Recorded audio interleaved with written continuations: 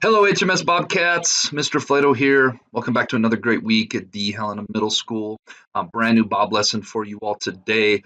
This Bob lesson was inspired by a fellow eighth grade student that I was having a really good conversation with this week. This particular student just felt overwhelmed with things and so many things, like so many other kids going on in life. And we kind of sat and talked and broke it down. And I kind of left this student with three different areas to think about in their life for managing just everything that was going on. And I thought to myself, this is probably good Bob lesson material where all students could probably use hearing and hopefully benefit from hearing these three strategies that we kind of coming through and talking things out and processing things we came up with. Eighth grade, moving into freshman year, and is an exciting time. As you get older, there's more things to be involved in, and one of the main things at Helena High is being involved in different activities, athletics, groups, clubs, that sort of thing. And there's more and more possibilities out there. You'll notice as you get older. And one of the other things that you'll notice is as more options of activity, sporting things, clubs become available, you really have to narrow in and zero in who you are as a person. And, right now you have 24 hours. We all have 24 hours, and that never changes. So when you get older and you get spread more thin and you have more opportunities to do different things, you really got to be conscious of how you spend your time with organization and with all these things that come sometimes, and the pressures ramp up and the expectations ramp up as you get older and the responsibilities ramp up as you get older. I can totally see how a lot of kids and adults, myself, I get there too, end up in this space where they have the perfect emoji, the mind blown emoji, where you just can't take it anymore. You feel like you're going to explode. So on today's Bob Lesson, I'm going to talk about three different strategies that I'm hoping that you can use that I found help in my own life when it just feels like I've got so many things going on and I start feeling myself wearing thin, and strategies I do to kind of get myself back centered and in a good spot. So hope you guys enjoy it. I hope it's helpful for you. And I hope you enjoy the lesson. All right, Bobcats, we're off and running on this Bob lesson that is going to be titled Three Strategies for When You're Overwhelmed. But first, as always, let's be our best this week at HMS. Let's be safe. Let's be responsible. Let's be respectful. Let's be a learner. All right, the first strategy or tip I'm coming to you with today is center yourself and hunker down in the moment. I want you to just take a moment and kind of envision. If any of you have ever been in a tornado, which is an extremely frightening and terrifying thing, or even been through a hurricane, you'll notice you don't see people out in the streets riding their bikes, walking around, driving their cars, right? You see people that are hunkering down in a safe place, usually somewhere with no windows, down in the basement in a crawl space. And much like one would do if they were waiting on a hurricane or tornado, I want you to hunker down emotionally, metaphorically, and stop overextending yourselves. A lot of times when people feel like they're getting overwhelmed, it's because they've got so much going on. And whether you're into yoga, whether you're into meditation, um, it's about mentally and emotionally just kind of stopping, closing your eyes, taking a deep breath, and centering yourself in the moment. It's critically important to stay focused on the present moment, and that is huge. The present moment, letting your mind wander to, and I know we all do this, especially future oriented stuff, will just bog you down more and raise your anxiety about everything you have going on in life. I know when I get super stressed and I start feeling overwhelmed, I start thinking about, I got to do this, I got to do this, I got to do this, I got to do this, I got that after school, I got that. And I can just feel my anxiety building. I have found that if you just focus on one thing at a time, you just focus on the present moment, and focusing on the present moment, that helps alleviate my anxiety. And presenting on the focus moment is kind of a metaphor for just hunkering down, where everything around you is spinning as if it's a tornado or a hurricane. There's high winds, there's things going on. Just hunker down in the moment and just focus on the present moment, what's going on. Because at the end of the day, remember, we only ever get the moment we're currently in life, right? We only get this very moment. So it doesn't help thinking about what happened yesterday or what happened last week or mistakes we made or regrets we have.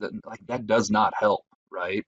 And especially it does not help getting too focused on what we have upcoming and stressing ourselves out about all the tasks and all the things that we have in the future, right? The future is always going to be the future. It's out there somewhere. All we ever have is the moment. What's that win? That's one of my favorite acronyms. What's important now?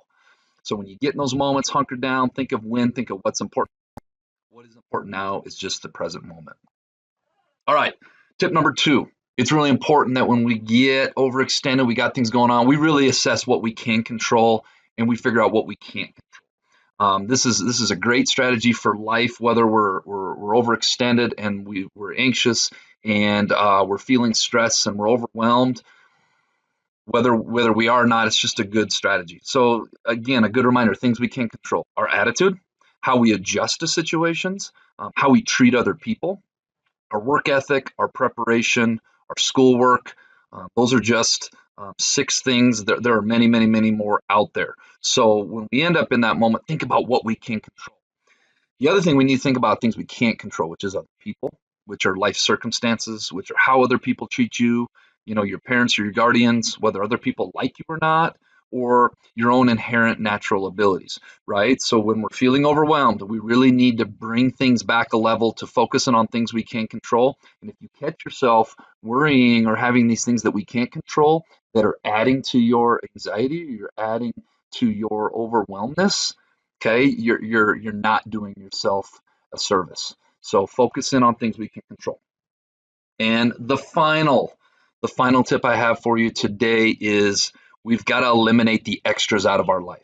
I talked in the intro about how as we get older, how as we get into high school, we're going to have more and more and more things going on in our lives. And it can be very overwhelming. I remember my spring of my freshman year, I just felt like I had so many things going on. I was just wearing thin.